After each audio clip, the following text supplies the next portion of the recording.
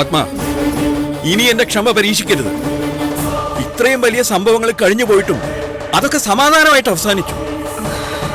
ഇനിയും ബഹളം ഉണ്ടാക്കാനാണ് തന്റെ ഉദ്ദേശമെങ്കിൽ അടങ്ങി ഒതുങ്ങി നിൽക്കുന്ന എന്റെ പ്രകൃതം എനിക്കങ്ങ് മാറ്റേണ്ടി വരും. അപ്പൊ തന്നെ ഞാൻ അനുസരിപ്പിക്കുന്നത് ഇവിടെ അയൽപ്പക്കത്തുള്ള എല്ലാവരും കാണും. അത് വേണോ?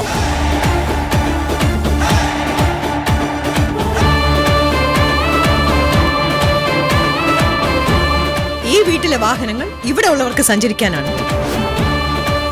ഇനി ഈ വണ്ടികളിൽ ഇവളുടെ കാലോ ശ്വാസമോ പതിക്കാൻ പാടില്ല.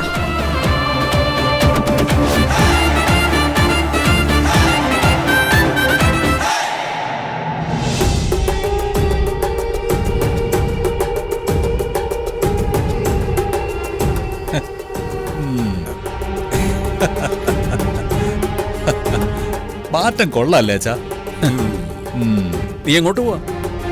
അതെ, സത്യത്തില് ഈ വാശിക്ക് ഈ കാർ ഞാൻ കൊളുത്തേണ്ടതാണ്. പക്ഷേ ഇപ്പൊ ഞാനത് ചെയ്യുന്നില്ല. എനിക്ക് അത്യാവശ്യമായിട്ട് ഒരിടം വരെ പോവാനുണ്ട്. നന്ദിനി, താൻ ധൈര്യമായിട്ട് അകത്തേക്ക് വയ്ക്കും. തന്നെ ആരും ഒന്നും ചെയ്യില്ല.